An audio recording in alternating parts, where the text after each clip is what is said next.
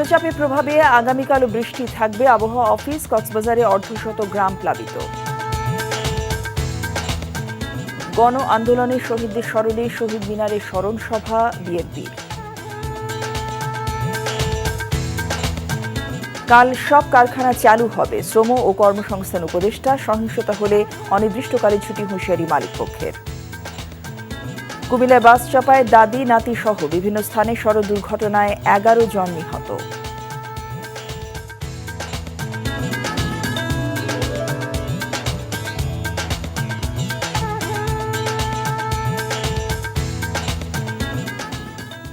আসসালামু আলাইকুম। জসিন্তা জিনিয়া স্বাগত জানাচ্ছি এনটিভির দেশের খবরে। ক্রাউন সিমেন্ট শিরোনাম দেখছিলেন, এবার পুরো খবর। স্থল নিম্নচাপটি সামান্য উত্তর পশ্চিম দিকে অগ্রসর হয়ে যশোর ও তৎসংলগ্ন এলাকায় গভীর স্থল নিম্নচাপ আকারে অবস্থান করছে। এর প্রভাবে সারা দেশে আগামীকাল পর্যন্ত মাঝারি থেকে ভারী বৃষ্টিপাত অব্যাহত থাকবে। এদিকে টানা বর্ষণ ও পাহাড়ি ঢলে কক্সবাজারের অর্ধশত গ্রাম প্লাবিত হয়েছে এবং ট্রলার ডুবির ঘটনায় দুদিনে 5 জেলের মরদেহ উদ্ধার করা হয়েছে। দেশের প্রতিটি সমুদ্র বন্দরকে 3 নম্বর এবং নদী বন্দরসমূহকে 2 নম্বর সতর্ক সংকেত দেখিয়ে যেতে বলা হয়েছে। আরও জানাচ্ছেন শফি মাহমুদ সাগর।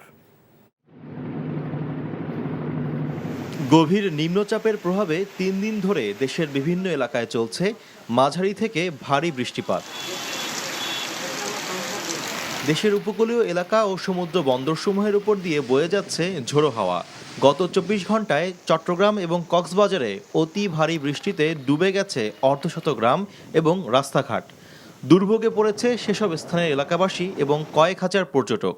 টানা বর্ষণে নরম হয়ে যাচ্ছে পাহাড়ের মাটি, ফলে আশঙ্কা দেখা দিয়েছে পাহাড় ধসের। গত কয়েক দিনের টানা বর্ষণের ফলে পাহাড় ধসের সম্ভাবনা রয়েছে।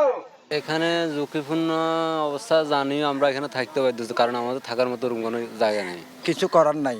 আমরা গরিব মানুষ, সাধারণত আমার জন্মের পরে এখানে অনেক কিছু হয়েছে। মানুষ এখান থেকে সরতেছে না, মানে এখানে মানুষ কই যাবে, মানুষ আশ্রয় কেন্দ্র না পাইলে এখান থেকে সরার কোনো ইয়ে নেই। আমার এলাকার প্রায় 10,000 মানুষ এখন পানিবন্দী হয়ে আছে। এখানকার প্রায় 20টি গ্রাম প্লাবিত হয়েছে। এদিকে গভীর নিম্নচাপটির প্রভাবে উত্তাল হয়ে উঠেছে বঙ্গোপসাগর। ঝোড়ো হাওয়ার কবলে পড়ে কক্সবাজার উপকূলে 6টি ফিশিং ট্রলার ডুবে গেছে। এ পর্যন্ত উদ্ধার করা হয়েছে 3 জেলের মরদেহ। আবহাওয়া অফিস নিম্নচাপের জন্য জারি করেছে 3 নম্বর সতর্কবার্তা। আমাদের যে পূর্বাভাস রয়েছে, এই বৃষ্টি আজকেও সারাদিন কন্টিনিউ করবে এবং আগামীকালকেও বৃষ্টি হবে। তবে আগামীকাল যেটা দক্ষিণ পাটের দিকে বৃষ্টি অনেকটা কমে যাবে এবং আশা করি পরশুদিন থেকে মোটামুটি বৃষ্টি অনেকটাই কমে যাবে এবং ড্রাই থাকার সম্ভাবনা চলে আসবে। চলতি মাসে ঘূর্ণিঝড়ের সম্ভাবনা নেই জানিয়ে অক্টোবর এবং নভেম্বরে ঘূর্ণিঝড় হতে পারে বলে জানায় আবহাওয়া অফিস। শফি মাহমুদ সাগর, এনটিভি নিউজ, ঢাকা। গণতন্ত্র পুনরুদ্ধারের গণ আন্দোলনে শহীদদের স্মরণে রাজধানীর কেন্দ্রীয় শহীদ মিনারে স্মরণ সভা অনুষ্ঠিত হচ্ছে। বিএনপি এই স্মরণ সভার আয়োজন করেছে। দলের মহাসচিব মির্জা ফখরুল ইসলাম আলমগীর সহ কেন্দ্রীয় নেতারা অনুষ্ঠানে উপস্থিত আছেন। দলের ভারপ্রাপ্ত চেয়ারম্যান তারেক রহমান অনুষ্ঠানে ভার্চুয়ালি বক্তব্য রাখার কথা রয়েছে। বৃষ্টির মধ্যেই দুপুরের পর থেকে কেন্দ্রীয় শহীদ মিনারে জড়ো হতে থাকেন শহীদ পরিবারের সদস্যরা। শহীদ পরিবারের সদস্যরা প্রিয়জন হারানোর কথা বলতে গিয়ে আবেগতাড়িত হয়ে পড়েন। বলেন, ফ্যাসিস্ট সরকার বিপক্ষ মত দমনে কোনো কিছুর তোয়াক্কা করেনি। গুম, খুন, হামলা, মামলা দিয়ে পরিবারগুলোকে নিঃশেষ করে দিয়েছে বলেও অভিযোগ করেন তারা। এ বিষয়ে জানতে যাচ্ছি কেন্দ্রীয় শহীদ মিনারে, সেখানে আছেন স্টাফ করেসপন্ডেন্ট নূর হোসেন।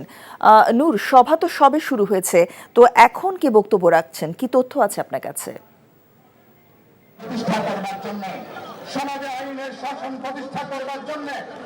জসিন্তা, বিকাল 4টার একটু পরেই বিএনপির মহাসচিব, কেন্দ্রীয় মহাসচিব ফখরুল ইসলাম আলমগীর যখন এই শহীদ মিনারে এসে পৌঁছান, তারপরেই আজকের যে শহীদদের স্মরণে যে স্মরণ সভাটি বিএনপি আয়োজন করেছে সেই সভাটি শুরু হয়েছে। এখন পর্যন্ত বিএনপির কেন্দ্রীয় নেতারা অর্থাৎ মির্জা ফখরুল সহ অন্য নেতারা বক্তব্য দেননি। অন্যান্য যে দলগুলো আছে, রাজনৈতিক দলগুলো আছে, সেই রাজনৈতিক দলগুলোর নেতারা বক্তব্য দিয়েছেন এখানে। এবং এর বাইরে শহীদ পরিবার পরিবারের সদস্য যারা এখানে আজকে উপস্থিত হয়েছেন শহীদ মিনারে, তারা বক্তব্য দিয়েছেন এবং বিভিন্ন স্বৈরাচারী শেখ হাসিনা সরকারের আমলে স্বৈরাচার পতনের আন্দোলনে, বিশেষ করে কোটা সংস্কার আন্দোলনের শেষের দিকে যারা আহত হয়েছেন, সেই রকমের কয়েকজন আহত মানুষ যারা চোখ হারিয়েছেন, অন্ধ হয়ে গেছেন, তারা এখানে এসেছিলেন, তারাও কথা বলেছেন। তারা স্পষ্ট করে বলেছেন তারা আসলে যারা তাদেরকে হত্যাকাণ্ডের সঙ্গে জড়িত ছিলেন, শেখ হাসিনা সহ অন্য যারাই এই হত্যাকাণ্ডগুলো ঘটিয়েছে, তাদের প্রত্যেকের বিচার করতে হবে এবং সর্বোচ্চ শাস্তি নিশ্চিত করতে হবে।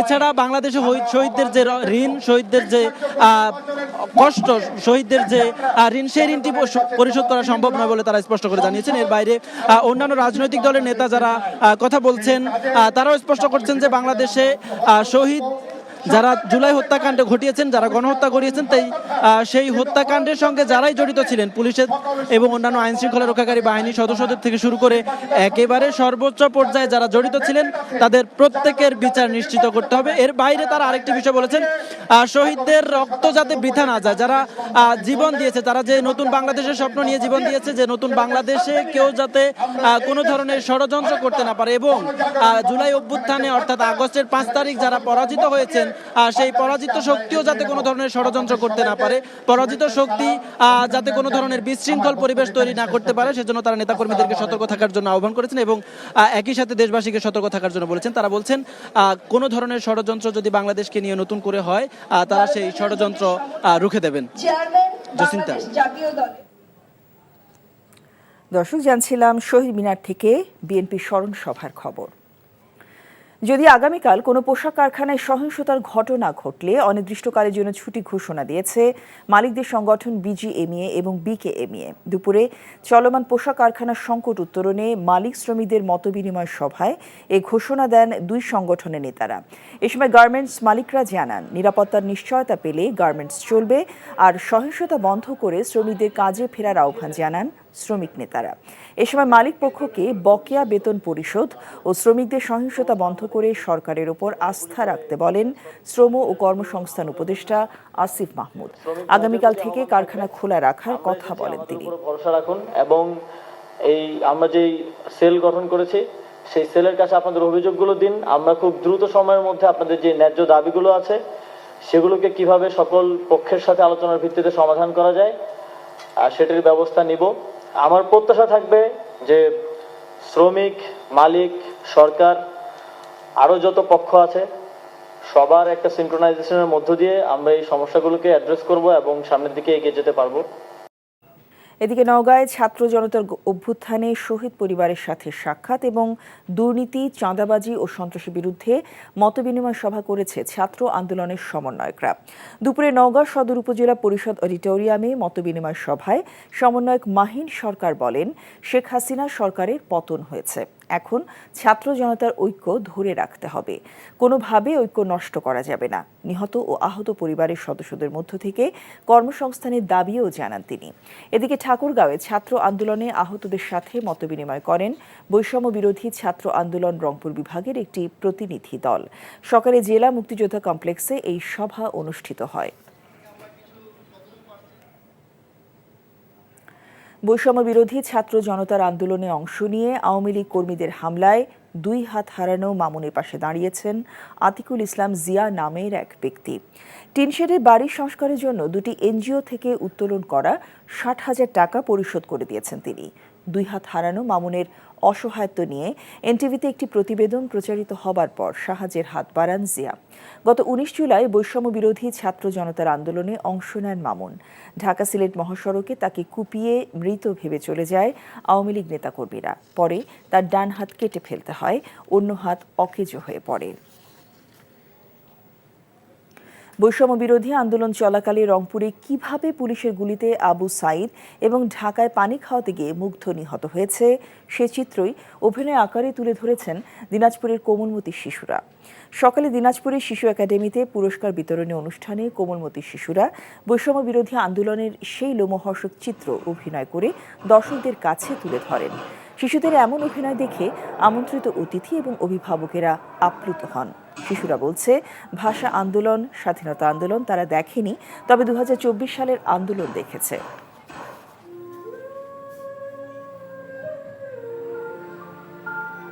গোপালগঞ্জে আওয়ামী সন্ত্রাসীদের হামলায় জাতীয়তাবাদী স্বেচ্ছাসেবক দলের কেন্দ্রীয় ক্রীড়া সম্পাদক শওকত আলী দিদার নিহতের প্রতিবাদে সারা দেশে বিক্ষোভ সমাবেশ করেছে বিএনপি ও স্বেচ্ছাসেবক দল। পাবনায় বিক্ষোভ সমাবেশ করে স্বেচ্ছাসেবক দল। দুপুরে বিক্ষোভ মিছিলটি শহরের প্রধান প্রধান সড়ক প্রদক্ষিণ শেষে স্বাধীনতা চত্বরে সমাবেশ হয়। নাটোরে বিক্ষোভ সমাবেশ করেছে বিএনপি ও স্বেচ্ছাসেবক দল। দুপুরে আলাইপুরে জেলা বিএনপি কার্যালয়ের সামনে থেকে বিক্ষোভ মিছিল বের হয়ে কানাইখালী কেন্দ্রীয় মসজিদের সামনে গিয়ে শেষ হয়। মাগুরায় বিক্ষোভ মিছিল এবং সমাবেশ করেছে স্বেচ্ছাসেবক দল। দুপুরে সরকারি কলেজের সামনে থেকে বিক্ষোভ মিছিল বের হয়। প্রধান প্রধান সড়ক প্রদক্ষিণ শেষে চৌরঙ্গি মোড়ে গিয়ে সমাবেশ হয়। গাইবান্ধায় বিক্ষোভ সমাবেশ ও মিছিল অনুষ্ঠিত হয়েছে। দুপুরে জেলা স্বেচ্ছাসেবক দলের উদ্যোগে জেলা বিএনপির অফিসের সামনে থেকে বিক্ষোভ মিছিল বের হয়ে শহরে বিভিন্ন সড়ক প্রদক্ষিণ করে। শওকত আলী দিদারকে হত্যার প্রতিবাদে ব্রাহ্মণবাড়িয়ায় বিক্ষোভ মিছিল ও প্রতিবাদ সভা করেছে জেলা স্বেচ্ছাসেবক দল।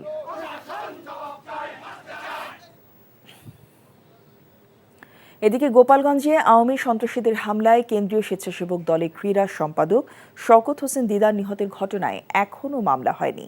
সকাল থেকেই বিএনপি ও সহযোগী সংগঠনের নেতাকর্মীরা গোপালগঞ্জ জেনারেল হাসপাতাল মর্গের সামনে জড়ো হয়।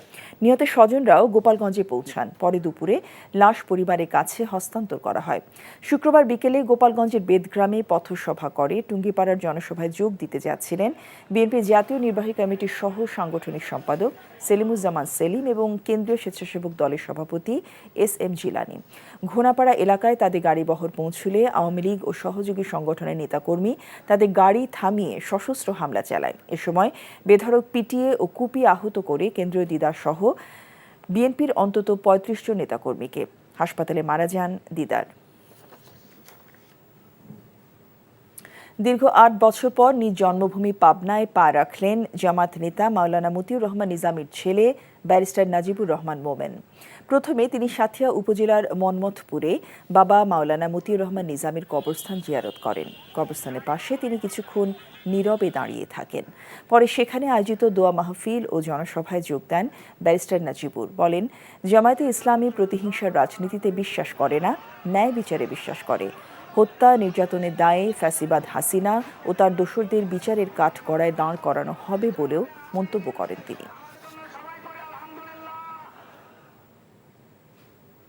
আগামী নির্বাচনে সৎ ও যোগ্য ব্যক্তিকে ভোট দেওয়ার আহ্বান জানিয়েছেন বাংলাদেশ জামায়াত ইসলামী কেন্দ্রীয় নায়েবে আমির অধ্যাপক মুজিবুর রহমান। শুক্রবার রাতে রাজশাহীর গোদাগাড়িতে পৌরসভার ব্যবসায়ীদের সাথে মতবিনিময়কালে তিনি এই আহ্বান জানান। বলেন, মাদক ব্যবসায় জড়িত এমন ব্যক্তিদের সমাজ থেকে চিরতরে বিদায় করতে হবে।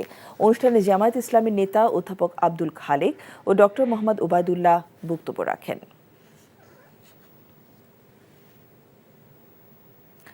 বাংলাদেশ খেলাফত মজলিসের মহাসচিব আল্লামা মামুনুল হক বলেছেন, এদেশের হাজার বছরের ইতিহাসকে সামনে রেখে বাংলাদেশের সংবিধান তৈরি হওয়া উচিত।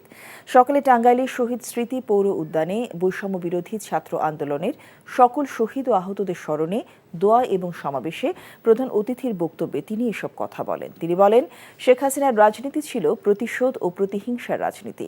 এই দেশটিকে তিনি স্বাধীন রাখতে চাননি বলে অভিযোগ করেন তিনি।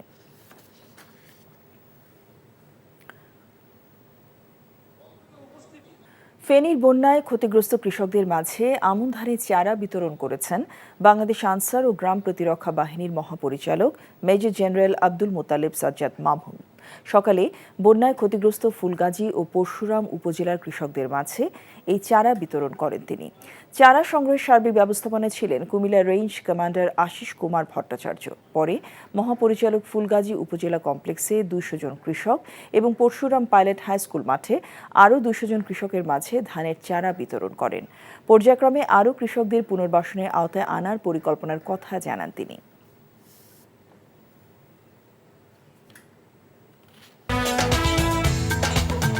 নিম্নচাপের প্রভাবে আগামীকালও বৃষ্টি থাকবে। আবহাওয়া অফিস কক্সবাজারে অর্ধশত গ্রাম প্লাবিত। গণ আন্দোলনে শহীদদের স্মরণে শহীদ মিনারে স্মরণ সভা বিএনপির। কাল সব কারখানা চালু হবে। শ্রম ও কর্মসংস্থান উপদেষ্টা, সহিংসতা হলে অনির্দিষ্টকালে ছুটি হুঁশিয়ারি মালিক পক্ষের। কুমিল্লায় বাস চাপায় দাদি নাতি সহ বিভিন্ন স্থানে সড়ক দুর্ঘটনায় 11 জন নিহত। এই ছিল দেশের খবরে। এই খবরের ভিডিও সহ আপডেট জানতে ভিজিট করুন এনটিভি অনলাইন www.ntvbd.com। এছাড়াও এনটিভি জনপ্রিয় সব অনুষ্ঠান ও খবরের আপডেট জানতে ভিজিট করুন আমাদের ইউটিউব ভেরিফাইড ফেসবুক পেজ। 6টায় ইভিনিং নিউজ দেখার আমন্ত্রণ রইল। সবাইকে ধন্যবাদ।